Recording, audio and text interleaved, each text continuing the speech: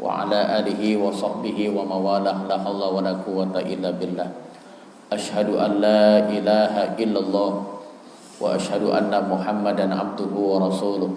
Allahumma salli wa sallim ala sayyidina wa nabiyyina wa syafi'ina wa maulana Muhammadin wa ala alihi wa sahbihi ajma'in.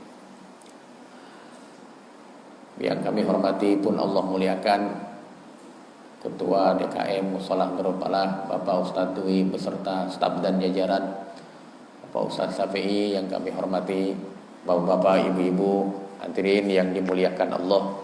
Puji serta syukur mari sama-sama kita panjatkan kehadirat Allah Subhanahu wa taala. Teriring sholawat dan salam senantiasa Allah limpahkan, Allah curahkan kepada baginda Nabi besar Muhammad sallallahu alaihi wasallam, kepada para sahabatnya, keluarganya, kita termasuk pengikutnya. Mudah-mudahan kita semua mendapatkan syafaatul uzma yang besar dari Nabi kita, Nabi besar Muhammad sallallahu alaihi wasallam. Bapak Ibu yang dirahmati Allah, kita lanjutkan pengajian kita, pembacaan tafsir surat Yasin. Sudah memasuki ayat yang ke-6. Kita baca bareng-bareng. Bismillahirrahmanirrahim. Tunzira qauman ma unzira aba'uhum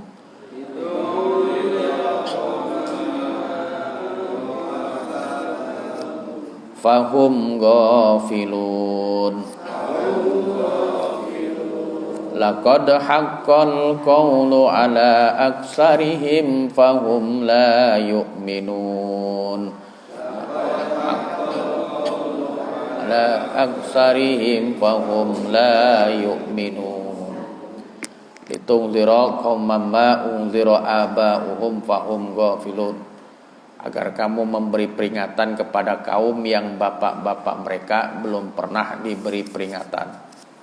Fahum ghafilun, karena itu mereka lalai dari keimanan dan petunjuk. Yakni ya Muhammad, anzalna ilaika hadzal Qur'an lituhawwifa bihil qauman ladzina lam yuhawwafu wal muradu minal qaumi qaumu Quraisyin li'annahu min zamani Ismail alaihi salam ila zamanika ma ja'ahum nabiyyun wala mursalun li'annahum ghafiluna la ya'rifuna dinan wala syari'atan. Ay wajabat kalimatul ajab alal aksarihim li'anna Allah ta'ala alama bi'ilmihi adaliyyi anna aksala Quraisyin la yu'minuna billah warisalati Muhammadin alaihi salam ka'abi Jahal wa Utbah wa Saibah wal Mughirah wa amsalihim. Hadirin yang dirahmati Allah Subhanahu wa taala, setelah di ayat sebelumnya kita membahas fungsi Al-Qur'an itu ada 3. Yang pertama hudan, petunjuk. Yang kedua furqan, pembeda. Dan yang ketiga yang belum kita bahas ini ayat yang ke-6, litunzira qauman ma unzira aba'uhum fahum ghafilun. Ternyata fungsi Al-Qur'an yang selanjutnya diantaranya sebagai tazkirah, sebagai peringatan. Kenapa mesti diperingatin?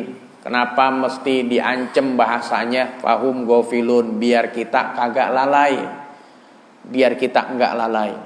Dalam Al-Quran Allah Subhanahu wa ta'ala berfirman dalam ayat yang lain, dalam surat yang lain, wazakir fa inna zikratan fa'ul mu'minin. Teruskanlah beri peringatan ya Muhammad, ya Rasulullah, sungguh peringatan itu berguna, bermanfaat bagi orang yang beriman. Bahasa lainnya, kalau kita umpamanya keras kayak batu, hati kita, batu aja kalau ditetesin nama air, tes, lama-lama bisa bolong. Batu saja yang keras kalau ditetesin air lama-lama bisa bolong, apalagi hati manusia yang enggak sekeras batu. Tapi kadang-kadang bisa juga lebih keras kayak batu. Kalau terus-menerus ditetesin, lama-lama bisa bolong. Kalau terus-menerus diberi peringatan, kalau terus-menerus dinasehatin, insya Allah maka lama-kelamaan hidayah bisa masuk kepada dia. Amin ya rabbal alamin. Maka hadirin yang dirahmati Allah Subhanahu wa taala, dengan Al-Qur'an ini Allah menyuruh Rasulullah ngasih peringatan. Dalam ayat yang lain, innani anallahu la ilaha illa anna fa'budni wa aqimi sholata dzikri. Aku ini adalah Allah, aku ini adalah Tuhan, kata Allah dalam Quran. Innani anallahu alla ilaha illa anna fa'budni. Sembahlah aku, kata Allah, buat orang-orang musyrik, buat orang-orang kafir. Karena Allah Subhanahu wa taala udah tahu sebagian besar orang Quraisy enggak beriman, walaupun udah dapat peringatan dari Rasulullah. Mana contohnya yang disebutin di sini dalam tafsirnya? Abu Jahal, Utbah, Saibah, Al-Mughirah, dan orang-orang semacam mereka tuh dari kalangan kaum Quraisy enggak beriman, padahal udah dapat peringatan dari Allah. Maka hadirin yang dirahmati Allah Subhanahu wa taala, banyak ayat-ayat yang menunjukkan bahwa Al-Qur'an itu sebagai peringatan buat kita.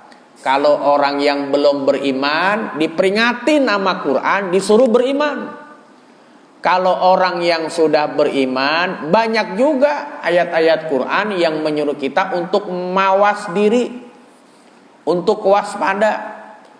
Apa contohnya hadirin yang dirahmati Allah? Fahum ghafilun, yang bikin kita lalai kadang-kadang. Apa yang bisa membuat kita lalai kalaupun kita udah beriman nih? Kalau orang yang belum beriman diberi Al-Quran supaya beriman. Tuh dalam tafsirnya dijelaskan. Kalau orang sudah beriman diberi peringatan juga. Biar apa? Biar kagak lalai. Banyak hal dalam kehidupan kita yang bikin kita lalai. Seperti dalam surat Al-Munafikun ayat 9. Allah Subhanahu wa taala berfirman, bismillahirrahmanirrahim, ya ayyuhalladzina amanu inna min amwalikum wa auladikum aduwwun. Wahai orang-orang yang beriman, janganlah hartamu, janganlah anak-anakmu itu menjadi musuhmu. Jadi dalam surat yang lain, ya ayyuhalladzina amanu inna min azwajikum wa auladukum fitnah. Janganlah hartamu, anak-anakmu menjadi fitnah, menjadi cobaan. Jadi yang dua ini diantaranya yang bisa membuat kita lalai, harta. Yang bisa bikin kita lalai juga anak. Harta ini bisa bikin orang lalai. Dari mana harta bisa bikin orang lalai? Hadirin yang dirahmati Allah, kita jumpai di masyarakat orang pergi pagi pulang malam, pala jadi kaki, kaki jadi pala. Kalau emang niatnya nyari rizki, mengharapkan ridho Allah, 6 jam dia di kantor, maka 6 jam itu jadi ibadah, jadi pahala. Makanya niatin kalau mau berangkat kerja, langkah keluar rumah, kaki kiri apa kaki kanan? Kaki kanan. Niatin bismillahi tawakkaltu 'alallah. La haula wala quwata illa billahil aliyil azim. Ya Allah, dengan menyebut namamu, aku bertawakal kepadamu ya Allah. Aku beriman kepadamu ya Allah. Malah dalam doanya banyak, an adila au udola, dari orang yang menyesatkan, dari orang yang disesatkan, dari orang yang membodohi, dari orang yang bodohi. Terus banyak kalau dibaca itu doa-doanya. Makanya ketika kita niat nyari keluar rumah, nyari nafkah, maka 6 jam kita di kantor, kalau niatnya ibadah jadi ibadah. Begitu. Makanya innamal a'malu binniyat wa innamal likulli imri'in ma nawa. Segala sesuatu tergantung niatnya, dan orang akan mendapatkan ganjaran sesuai yang dia niatkan. Berangkat dari rumah niat mencari rezeki, mengharapkan ridho Allah. Maka berapa jam di kantor kita dapat pahala. Tapi ada juga yang gara-gara nyari rezeki jadi lalai. Banyak dijumpai di masyarakat, berangkat pagi, pulang malam, johornya enggak, asarnya enggak, maghribnya enggak. Nah, itu diperingati nama Allah. Wahai orang-orang yang beriman, janganlah hartamu, anak-anakmu bikin kamu lalai dari mengingat Allah. Wa may yaf'al dzalika fa in wa ulaika humul khasirun. Apabila kamu lakukan itu, sungguh kamu termasuk orang-orang yang merugi. Rugi kita. Makanya hadirin yang dirahmati Allah, rezeki mah jalannya banyak. Rezeki jalannya banyak. Rezeki yang dijamin. Rezeki yang dijamin. Kita ini makhluk hidup, makhluk ciptaan Allah, rezeki kita udah dijamin. Wa ma min dabatin fil ardi illa 'alallahi rizquha. Sesungguhnya yang ada di bumi, manusia, makhluk melata sekalipun, udah Allah kasih rizki buat kita. Orang yang kaya banget sehari makan 3 kali juga. Betul apa enggak? Orang yang sederhana sehari makan 3 kali juga. Enggak mentang-mentang dia kaya, makannya bisa 10 kali, kagak muat.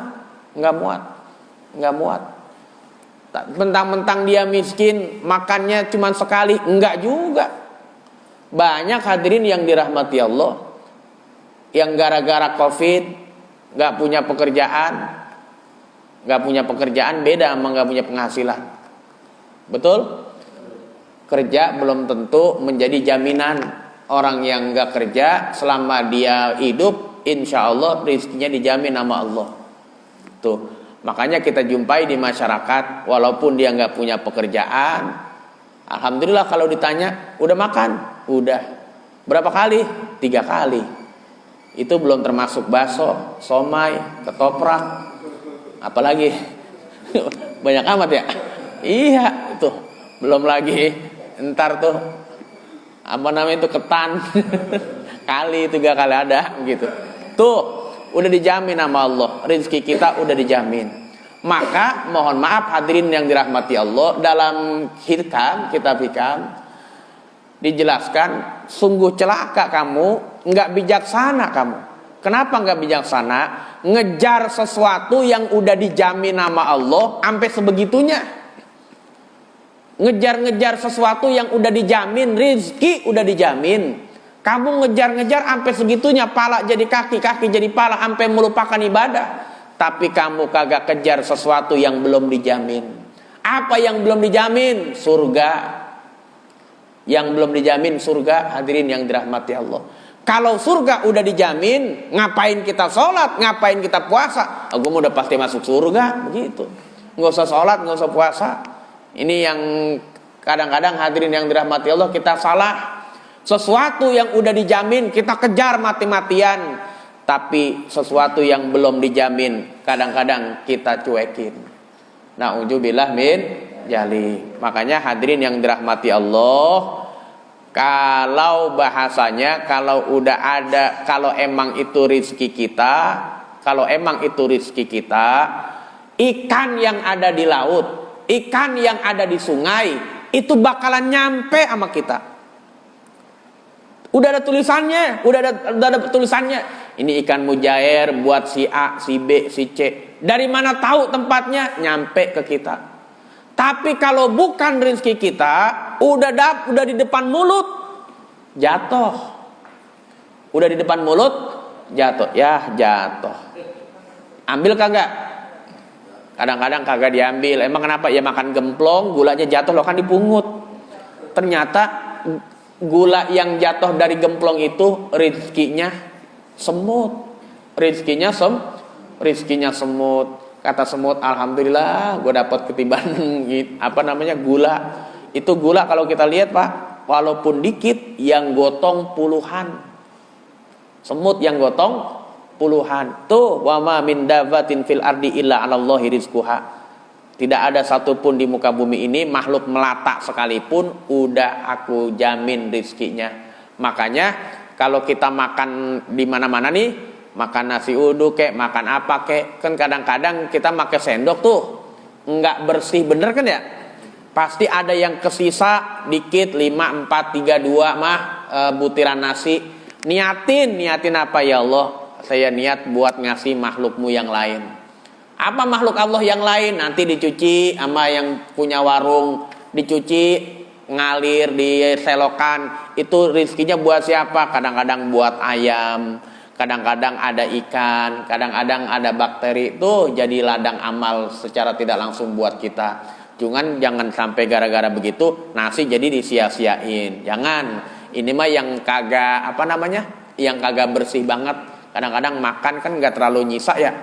Tuh yang sebutir 3 butir tuh niatin buat makhluk Allah yang lain. Kucing juga begitu. Kadang-kadang datengin kita, eyang-eyong.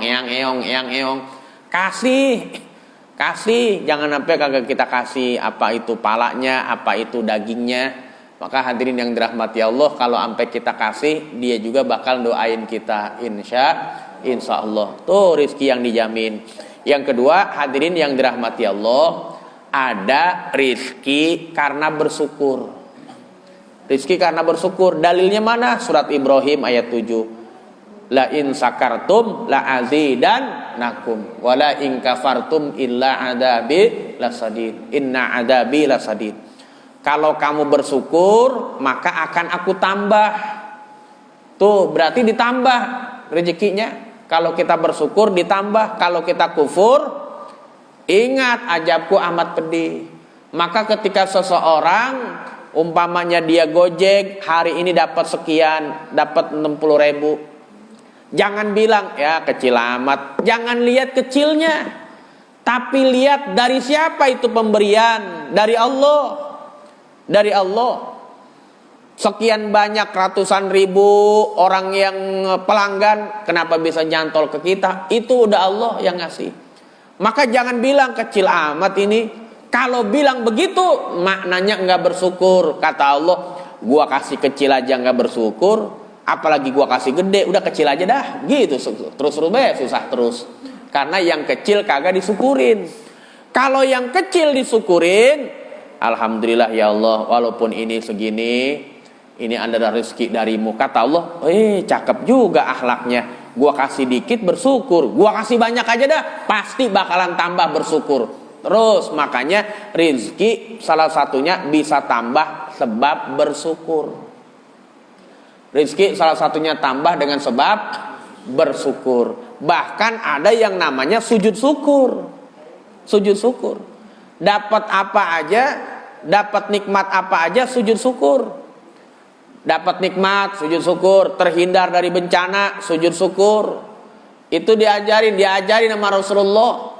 Bahkan itu merupakan salah satu kesunahan buat kita. Kalau kita makin bersyukur, makin ditambah rezeki kita. Inna litaukid dalam ilmu nahwu. Pasti. Kalau inna itu pasti. Nggak mungkin kagak. Kalau kita bersyukur, pasti bakalan ditambah. Yang ketiga, ada rezeki karena sedekah. Jadi ibarat orang mancing, Pak, mesti ada umpannya. Jadi kalau kita bersedekah, rezeki bakal ditambah, itu pasti. Makanya ntar DKM siang keliling, kasih. Jangan sampai lewat. Emang kenapa? Ngaji pagi ini dengan bersedekah, rezeki bakalan bertambah. Bal yazdad. Bahkan bertambah dengan sebab bersedekah. Jadi sedekah mengundang datangnya rezeki. Pak, kalau kita mau nangkep ayam, ngudag-ngudag capek.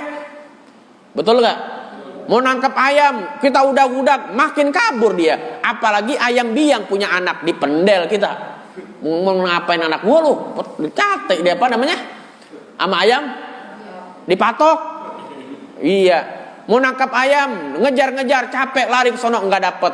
Bagaimana caranya biar ayam datang sama kita? Ambil beras segegem, taburin di depan kita, nggak perlu capek-capek kita kejar, ayam datang sendiri, makan. Lagi makan kita tomprok pakai kurungan, dapat. Bener nggak? Itu logikanya. sedekah mendatangkan rizki. Kayak kita ngempanin ayam, dia bakal datang sama kita. Kalau kita bersedekah, Allah akan datangkan rizki dari arah-arah yang tidak kita sangka, tidak diduga. Selanjutnya, rizki karena punya anak. Rizki karena punya anak. Kata Allah dalam Quran, wahai orang-orang yang beriman, la tulhikum amwalakum wala auladikum an dzikrillah. Ya ayyuhalladzina amanu, apa tuh yang maksud ayatnya? Wahai orang-orang yang beriman, janganlah kamu membunuh anak-anakmu karena takut miskin. Nahnu narzukukum wa iyyahum, kami yang memberikan rezeki kepadamu dan kepada mereka. Jangan sekarang kita lihat di berita di TV, ada emak bunuh anaknya, ada bapak bunuh anaknya gara-gara takut kagak bisa ngempanin. Padahal kalau yang kita alamin, Ustadz Dwi ngalamin kali mah, punya anak satu, rezekinya beda. Nggak usah Ustadz Dwi, saya aja ngalamin dah. Rezeki satu, beda rezekinya. Rezeki dua, anak dua, beda lagi. Anak udah sekolah, nambah lagi rezekinya. Anak pesantren tiap bulan mesti ngirimin 1,5 juta. Ada baik rezekinya. Kalau pas saat ngirimin kagak tahu dah itu dari mana. Ada baik undangan, ada baik ini. Tiba-tiba oh ini jenguk, sampai buat jenguk 3 bulan sekali jenguk. Mohon maaf, ini tahadus binikmah. Dulu sebelum corona 2 bulan sekali. Udah corona 3 bulan, bahkan 5 bulan baru jengukin.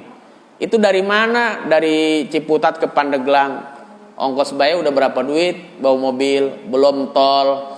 Tapi tetap aja ketika mau jalan mah ada aja rezekinya. Pagi-pagi maulid, siangnya berangkat. Kan bahasanya dikasih rezeki sama Allah. Betul nggak? Yakin ini tuh rezeki anak satu rezekinya segitu. Rezeki dua, anak 2 rezekinya nambah lagi. Anak 3 rezekinya nambah lagi. Anak 4 rezekinya nambah lagi. Makanya orang dulu walaupun kagak pakai dalil dia ngomong banyak anak banyak rezeki. Begitu. Orang dulu walaupun dia kagak pakai dalil, banyak anak banyak rezeki. Makanya hadirin yang dirahmati Allah, salah satu doa ketika kita sholat minta anak soleh. Sebab kalau anak soleh bakalan jadi duit. Emang kenapa? Dia bakalan ingat berbakti sama orang tuanya. Tiap bulan dia nyisihin buat emak bapaknya. Dulu gue diempanin, sekarang bapak gue gantian yang ngempanin gue. Karena gue udah penghasilan, udah punya penghasilan, gue kasih emak gue kasih bapak gue. Tuh, kalau anak soleh ini mah jangan kalau lagi sholat mintanya duit mulu, anak kagak didoain. Makanya doa tadi tuh, Rabbana hablana min azwajina wa dzurriyyatina qurrata a'yun waj'alna lil muttaqina imama. Ya Allah, jadikan anak saya anak yang menyejukkan mata, anak yang mengembirakan, anak yang menjadi qurrata a'yun, anak yang menjadi imam orang-orang yang soleh. Tuh doain salah satunya. Sebab anak yang soleh bakalan jadi duit. Anak soleh bakalan jadi duit karena dia bakalan ingat sama emak bapaknya. Bahkan kan ada satu anekdot. Biasanya yang ngasih gede itu orang Betawi, orang-orang kampung. Biasanya kalau mau bulan puasa munggah. Yang orang, mohon maaf, yang orang di Jakarta aja punya kampung, pulang kampung dia nyekar. Mau ngapain? Mau ziarah. Emang kenapa? Mau puasa, begitu kan? Betul kan? Mau puasa, mau ziarah. Kalau udah meninggal dunia, kalau masih hidup, datang ke rumah emak bapaknya. Anak pertama ngasih 3 juta, anak pertama ngasih 2 juta, anak ketiga ngasih 1 juta, punya anak 10, nenek-nenek megang duit 15 juta.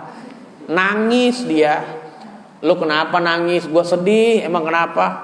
Gue sedih cuma dapat 15 juta, anak 10, coba anak 30, kan banyakan lagi. Banyak anak, banyak rezeki. Anak yang soleh bakalan jadi duit. Anak yang soleh bakalan jadi duit. Udah kata Allah begitu.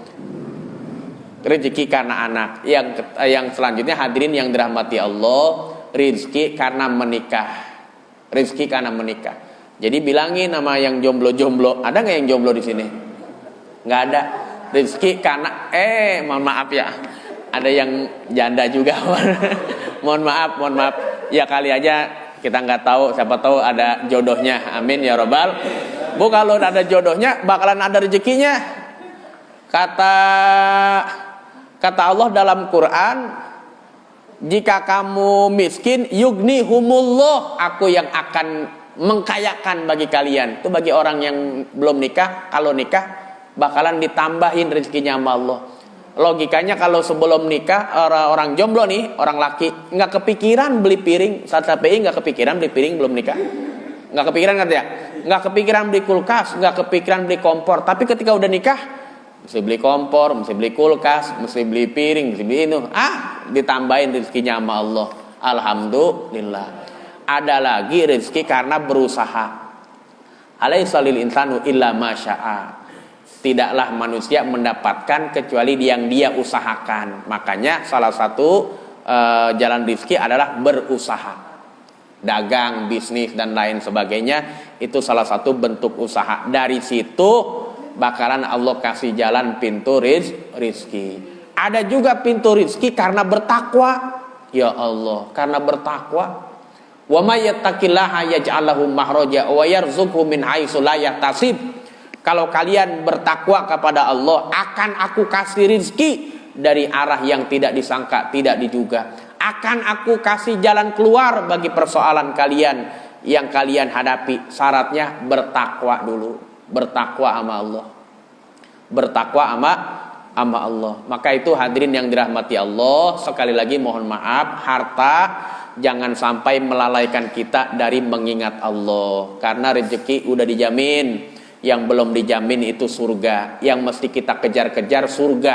Dengan apa beli surga? Salah satunya dengan ibadah kepada Allah Subhanahu wa ta'ala. Bahasa gampangnya, masa iya kerja sama Allah kagak digaji? Kerja sama manusia aja digaji, apalagi kerja sama Allah. Apa kerja sama Allah? Ya ibadah. Apa yang paling utama? Ya sholat, jangan sampai ditinggalin. Jangan sampai ditinggalin. Jangan sampai ditinggalin. Ini sholat menjadi salah satu ibadah yang paling penting. Saya katakan, hadirin yang dirahmati Allah, sholat ibaratnya angka 1. Angka 1. Haji umroh umpamanya nolnya 3. 0, 0, 0. Nolnya 3. Baca Quran umpama nolnya 2. 0, 0, 0. Sedekah umpama nolnya 2. 0, 0, 0. Ini baca Quran, baca Pak Haji umroh, sedekah 0, 0, 0, 0. Kalau nggak ada angka 1 bernilai apa enggak? Nggak ada, 0 nggak bernilai, 0 0 kosong nggak bernilai. Tapi kalau ada sholatnya, angka 1-nya di depan, jadi 1000, jadi 1.000.000, jadi 1.000.000.000, jadi 1.000.000.000. Tuh perumpamaan sholat. Sholat itu angka 1-nya semuanya akan bernilai kalau ada sholatnya. Semuanya enggak bernilai kalau tidak ada sholatnya. Haji umrohnya jadi 0, sedekahnya jadi 0, puasanya jadi 0 kalau tidak sholat. Sholat angka 1, ibadah yang lain 0. Akan bernilai kalau ada angka 1-nya. Maka hadirin yang dirahmati Allah seperti itu. Yang kedua, peringatan yang kedua yang bikin orang kadang-kadang lalai, anak. Ini anak yang kadang bikin kita lalai. Makanya hadirin yang dirahmati Allah, banyak tadi saya sebutkan aduwwul lakum. Anak itu bisa menjadi ujian. Istri bisa menjadi ujian. Anak bisa menjadi ujian. Bahkan aduwwul lakum fahzaruhum. Musuh nanti istri kita bakal jadi musuh. Anak kita bakal jadi musuh kalau kagak ngikut aturan agama. Ibu yang dirahmati Allah, punya anak perempuan, hadirin yang dirahmati Allah, berat. Lebih berat ketimbang punya anak laki. Kenapa? Sebab anak perempuan sesoleh-solehnya dia, senurut-nurutnya dia, kalau kagak nutup aurat, tiap hari kita dilemparin dosa sama anak kita. Kalau kagak nutup aurat, anak kita yang perempuan keluar pakai celana pendek, pakai baju pendek, rambutnya kemana-mana, itu anak perempuan kita, walaupun dia nurut, walaupun dia baik, jahat dia, aduwun, bakalan jadi musuh. Sebab tiap hari ngelemparin dosa ke kita. Kalau kita nggak bilangin. Begitu juga bini-bini kita. Bilangin hadirin yang dirahmati Allah, mohon maaf, bini kita tuh menjadi tanggung jawab kita. Kalau dia keluar rumah, mohon maaf, nggak menutup aurat, terbuka rambutnya, terbuka auratnya, itu dosanya juga selain buat dia, kita juga nanti di akhirat ditanyain. Na'udzubillah min Jalik ini bukan nakut-nakutin, emang tazkirah disuruh kita ngeri gitu ya. Oh ngeri-ngeri nih. Berarti perempuan ngeri juga. Iya ada hadisnya. Wanisaun perempuan. Tuh, wanisaun perempuan. Untuk pada datang nih perempuan nih. Wanisaun kasiyatun yang berbusana. Perempuan berbusana. Ariyatun tapi telanjang. Berbusana tapi telanjang. Apa itu berbusana tapi telanjang? Enggak menutup aurat, kadang ketat, kadang transparan. Mumilatun, mailatun, mumilatun, pandai merayu, suka merayu. Ru'usahunna ka'asminatil bukhtil ma'illah. Itu perempuan yang kayak begitu, pintar merayu, pandai merayu. Rambutnya udah kayak punduk onta, make sanggul yang kadang miring kiri, miring ke kanan. La yadhulnal jannata, itu perempuan yang kagak nutup aurat, bakal masuk surga. Wala yajidna rihaha, bahkan kagak nyium baunya surga. Enggak masuk surga, bahkan kagak nyium bau surga. Gara-gara kagak nutup aurat. Maka hadirin ibu yang dirahmati Allah, mohon maaf, pelan-pelan kita perbaiki cara berpakaian kita. Jangan sampai gara-gara kagak nutup aurat yang benar, berbusana tapi telanjang, kita kagak dimasukkan surga sama Allah, bahkan kagak bisa nyium bau surga. Hati-hati kalau keluar rumah anak kita, bini kita. Kalau kita udah bilangin masih begitu juga, tanggung jawab dia. Tapi jangan berhenti bilangin. Tadi kan udah dibaca di awal-awal, wa zakir fa inna zikratan faul mukminin, terus beri peringatan. Sungguh peringatan bermanfaat bagi orang beriman. Mah, tutup aurat, masih kagak juga. Mah, tutup aurat, masih kagak juga. Mah, tutup aurat, masih kagak juga. Kalau kagak tutup aurat, gue ceraiin lu. Boleh nggak begitu? Boleh. Ngapain lu nanti bakal nyusahin gue di akhirat? Aturan gue kagak berat, hisabnya jadi berat gara-gara lu. Sekali keluar lu kebuka aurat, nanti di akhirat bakalan dicabik-cabik mukanya. Ini orang perempuan yang rambutnya kelihatan keluar rumah, ini rambutnya bakal ditarik-tarik. Tubuhnya bakal digaruk-garukin sampai tulang belulangnya kelihatan, saking malu-malunya gara-gara kagak nutup aurat. Ya sekarang mah kagak berasa, nanti di akhirat. Makanya Al-Quran ini tazkirah, peringatan, beri peringatan kepada mereka, kepada anak-anak kita, kepada kaum muslimin muslimat. Kita punya anak perempuan, kita punya istri pasti perempuan. Ini yang mesti dijaga, betul nggak? Ya Bu ya, sekali lagi mohon maaf ya, jangan sampai nanti saya ketemu lagi ibu-ibu yang ngaji tapi nggak menutup aurat. Ustadz Dwi aja tegas, anak-anak yang dapat santunan kelihatan sama saya nggak ketutup aurat, batal santunannya, kan begitu ya? Tuh begitu, saya juga bisa. Ibu-ibu yang kagak nutup aurat, nanti di akhirat jangan ngaku murid saya, begitu. Jangan ngaku murid saya. No, Ustaz Yahya nggak bilangin, bujuk gue bilangin nih sekarang nih. Wanisaun perempuan, kasiyatun yang berbusana, ariyatun tapi telanjang, mumilatun mailatun ru'usahuna kal milatil buhtil ma'illah. Nanti di akhirat hadirin yang dirahmati Allah, la yadhulul jannata, tidak akan masuk surga, wala yadhulna rihaha, dan enggak bakal nyium bau surga. Masuk aja kagak, nyium aja kagak, apalagi masuk. Alhamdulillah habis pengajian ini pada ke Tanabang ntar beli baju panjang, beli baju. Alhamdulillah. Ini hadirin yang dirahmati Allah yang bisa saya sampaikan, di antaranya dari surat ke-6 daripada surat Yasin. Litungzira qauma ma unzira aba'uhum fahum ghafilun. Mudah-mudahan dapat kita amalkan dalam kehidupan kita sehari-hari. Kita baca Fatihah sebelum ditutup. Ada tanya jawab mungkin 1 atau 2, dipersilakan. Baik, jemaah sekalian yang Allah Subhanahu wa taala,